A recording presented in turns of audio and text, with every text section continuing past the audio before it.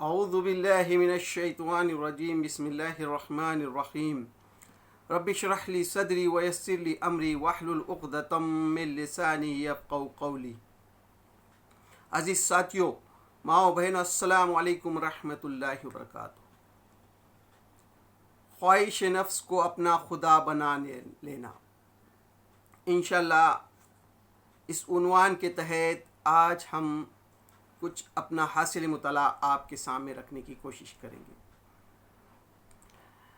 خواہش نفس کو اپنا خدا بنا لینا، اللہ تعالیٰ قرآن مجید میں اس کا ذکر بار بار کرتا ہے۔ جو شخص اپنے خواہش نفس کو خدا بناتا ہے، اللہ تعالیٰ اس کو گمراہ کر دیتا ہے۔ قرآن مجید کی 45 نمبر کی سورہ جاسیہ، جس کی 23 نمبر کی آیت میں اللہ تعالیٰ فرماتا ہے، پھر کیا تم نے کبھی اس شخص کے حال پر بھی غور کیا جس نے اپنے خواہشات نفس کو اپنا خدا بنایا؟ اللہ تعالیٰ فرما رہا ہے کہ تم نے اس شخص کے حال پر کبھی غور کیا جس نے اپنے خواہشات نفس کو اپنا خدا بنایا۔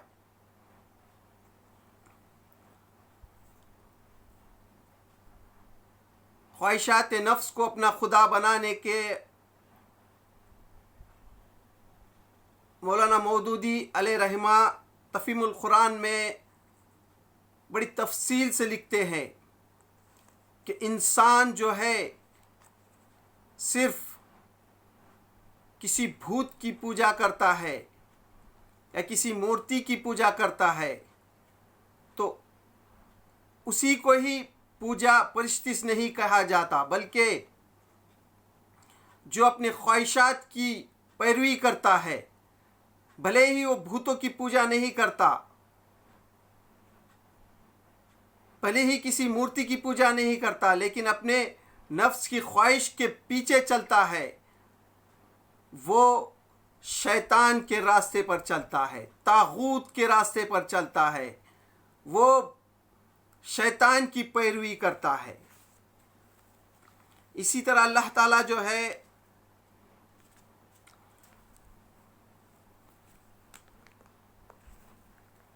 سورہ سبا کی 40 اور 41 نمبر کی آیت میں فرماتا ہے، اللہ تعالیٰ فرماتا ہے سورہ سبا کی 40 نمبر آیت میں، اور جس دن وہ تمام انسانوں کو جمع کرے گا، پھر فرشتوں سے پوچھے گا، کیا یہ لوگ تمہاری ہی عبادت کیا کرتے تھے؟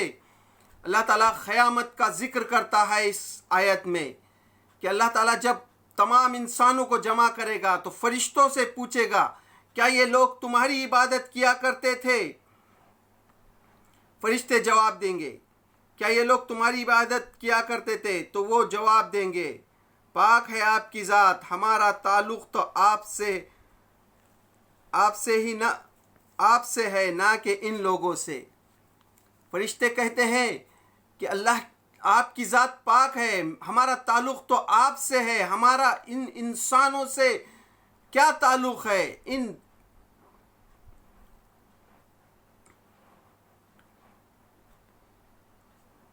دراصل یہ ہماری نہیں بلکہ جینوں کی عبادت کیا کرتے تھے، بلکہ یہ لوگ جو ہے ہماری نہیں بلکہ جینوں کی عبادت کیا کرتے تھے۔ قدیم زمانے سے لیجئے، ہر دور میں انسانوں نے جو ہے جس کی پوجا کرتے ہیں، پرستش کرتے ہیں، اس کی تصویر بناتے ہیں، دیوی دیوتاؤں کی ہر دور میں فرشتوں کی تصویر بنا کر پوجا کی جاتی ہے، پوجا کی جاتی رہی ہے۔ اللہ کے رسول صلی اللہ علیہ وسلم کے زمانے میں بھی فرشتوں کو اللہ کی بیٹی قرار دیا کرتے تھے مشرکین مکہ، اور ان سے اپنی حاجت مانگتے تھے، ان کی تصویر بنا کر پوجا کیا جاتی تھی۔ آج کے دور میں بھی لیجیے آپ، عورتوں کی شکل بنا کر، فرشتوں کی جیسی شکل بنا کر اس کی پوجا کی جاتی ہے۔ تو ہر زمانے میں یہی ہوتا رہا ہے۔ تو فرشتے کہتے ہیں دراصل یہ جو ہے جینوں کی عبادت کیا کرتے ہیں۔ ان میں سے اکثر لوگ انہی پر ایمان لاتے تھے۔ اس طرح سے اللہ تعالیٰ جو ہے سورہ سبا میں فرماتا ہے۔ پھر اس کے آگے اللہ تعالیٰ سورہ مائدہ کی 60 نمبر کی آیت میں فرماتا ہے،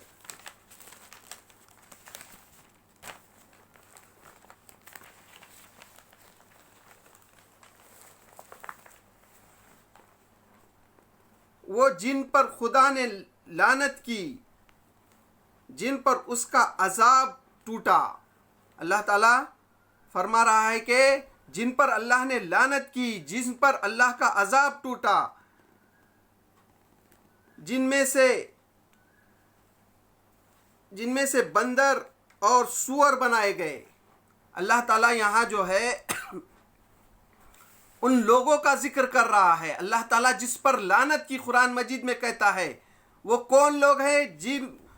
لعنت کی جن پر اللہ کا غضب ٹوٹا، جن کو بندر اور سور بنایا گیا، جنہوں نے طاغوت کی بندگی کی، جن لوگوں نے جو ہے طاغوت کی بندگی کی،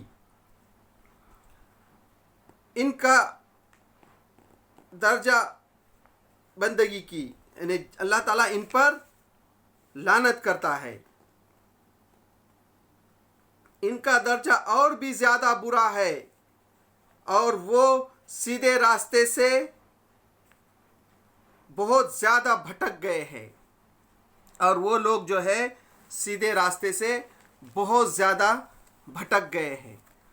اللہ تعالیٰ جو ہے جن پر لعنت کی، یہ کن لوگوں کا ذکر کرتا ہے قرآن مجید میں؟ ہاں، تو اس کے لیے ہم کو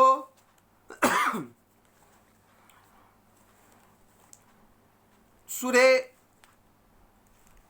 اعراف میں وہ واقعہ بیان کیا گیا ہے جس پر اللہ تعالیٰ نے لعنت کی، جس کو بندر اور سور بنائے گئے۔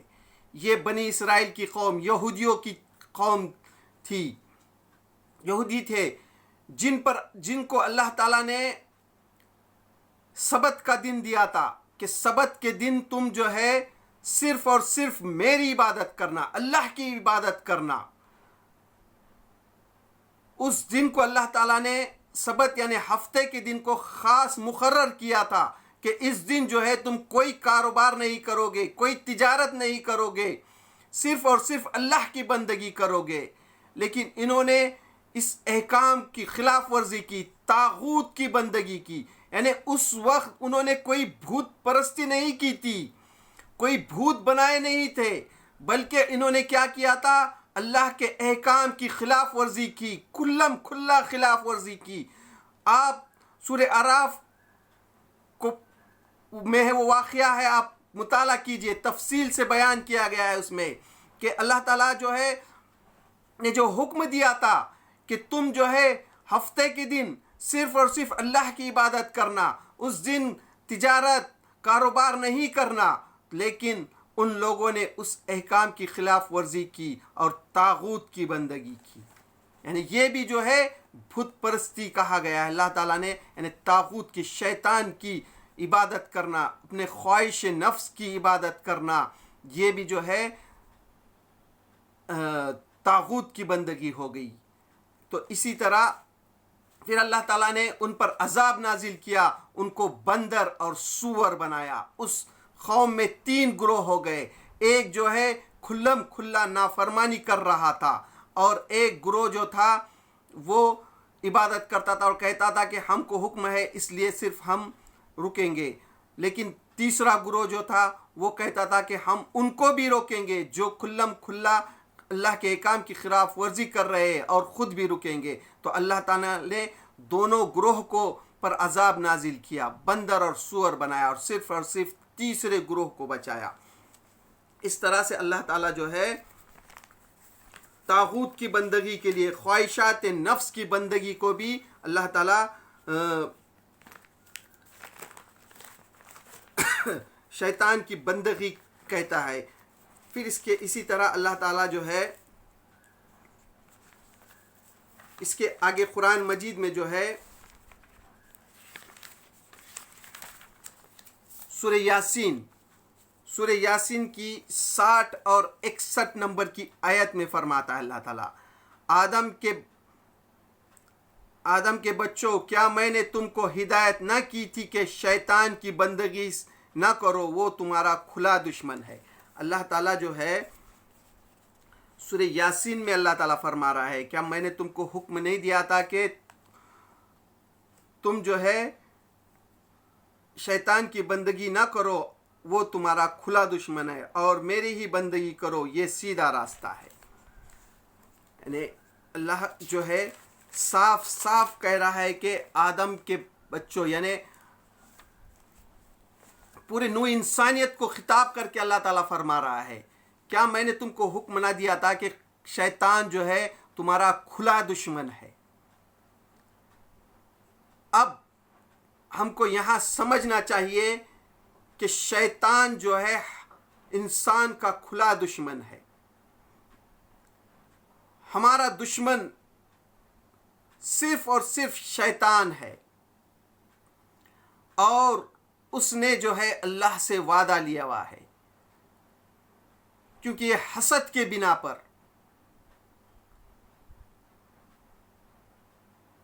اللہ تعالیٰ نے جب آدم کو پیدا کیا، آدم کو بنایا، اور فرشتوں کو حکم دیا تھا کہ آدم کے سامنے جھک جاؤ، سجدہ کرو، لیکن شیطان جو ہے انکار کر گیا، وہ جینوں میں سے تھا۔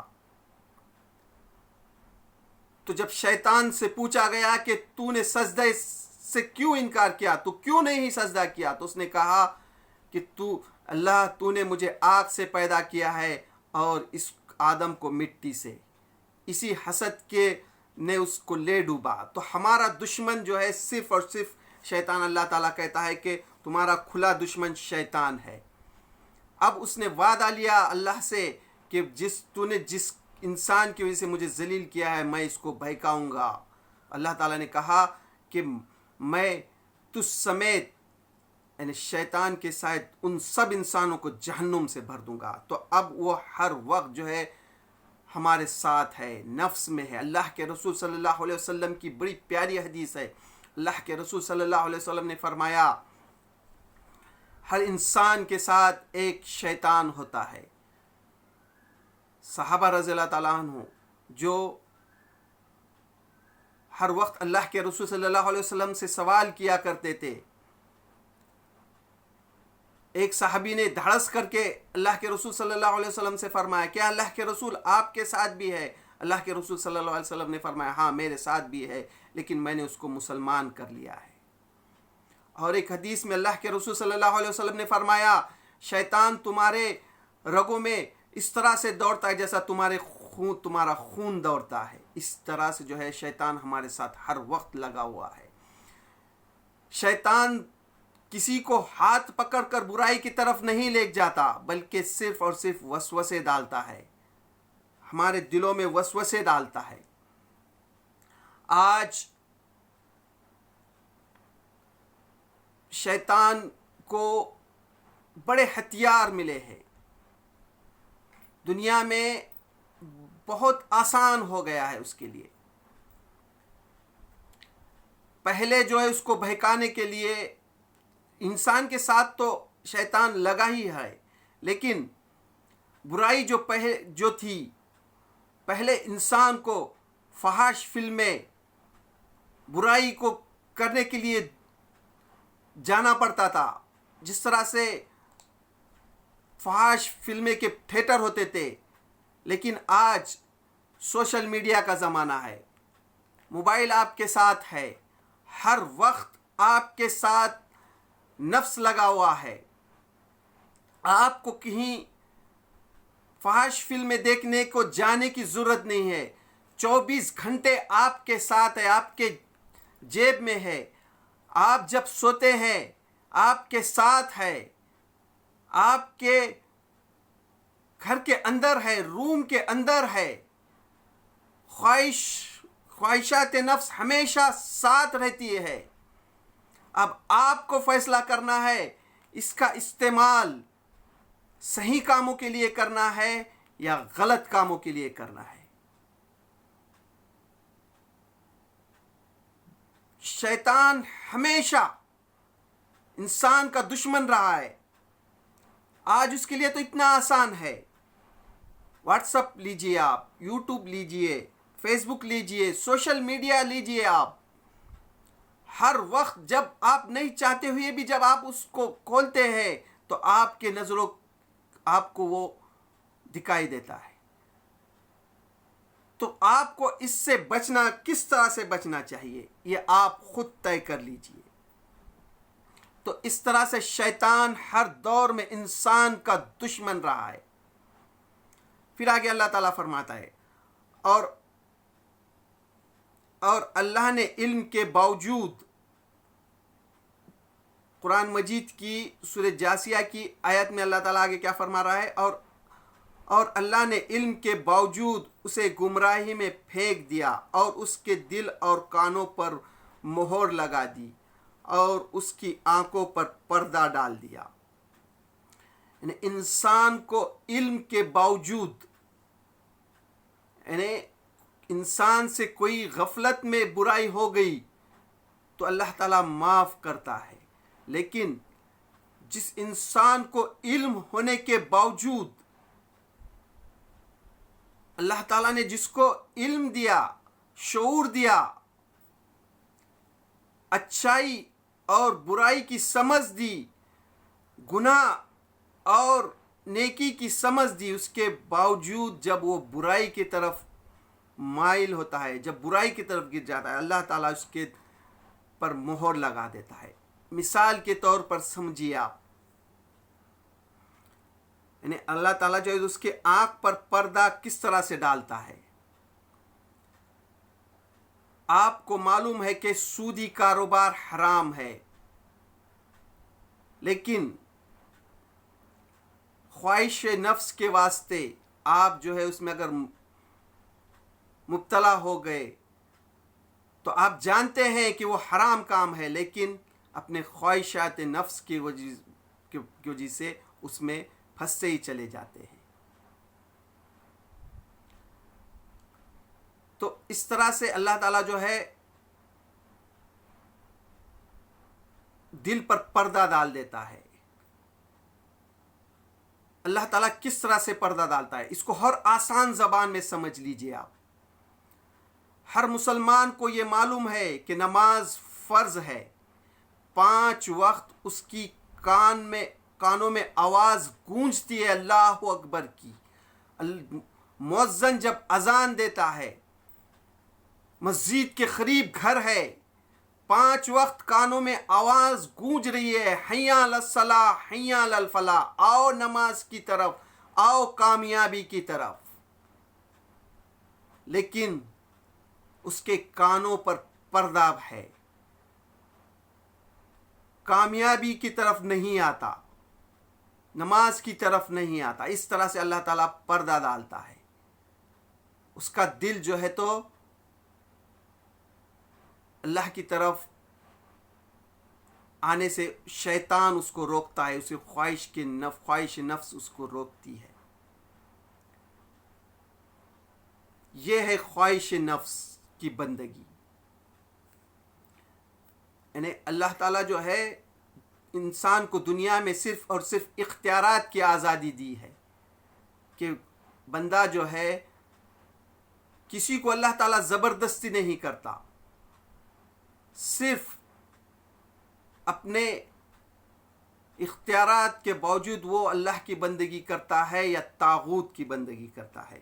اس طرح سے اللہ تعالیٰ پھر آگے اللہ تعالیٰ فرماتا ہے اس آیت میں, اللہ کے بعد اب کون ہے جو اسے ہدایت دے, کیا تم لوگ کوئی سبق نہیں لیتے. یعنی اللہ تعالیٰ جو ہے فرماتا ہے کہ تم غور و فکر نہیں کرتے. اللہ تعالیٰ ہر وقت جو انسان کو قرآن مجید میں بار بار کہتا ہے کہ غور و فکر کرو,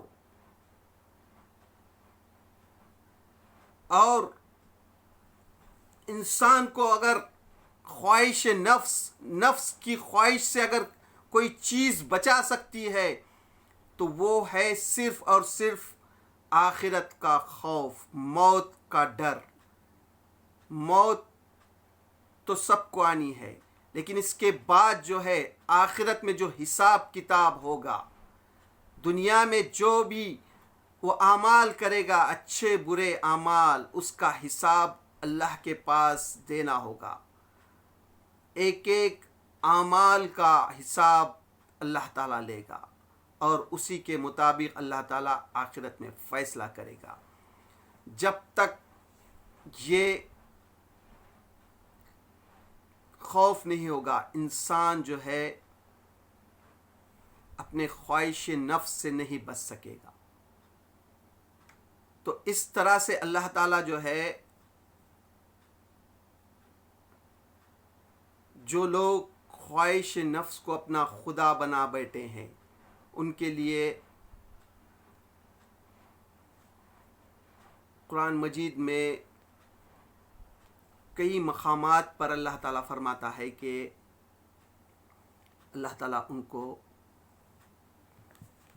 اللہ تعالیٰ نے یعنی وہ اللہ کی بندگی کے بجائے شیطان کی بندگی کرتے ہیں۔ تو یہ تھا خواہش نفس کو اپنا خدا جو لوگ خدا بناتے ہیں، اس کے متعلق میرا حاصل مطالعہ جو میں نے آپ کے سامنے رکھنے کی کوشش کی۔ تو اللہ سے دعا اللہ ہمیں خواہش نفس کی بندگی سے بچنے کی توفیق دے۔ وآخر الدعوانا الحمد للہ رب العالمین۔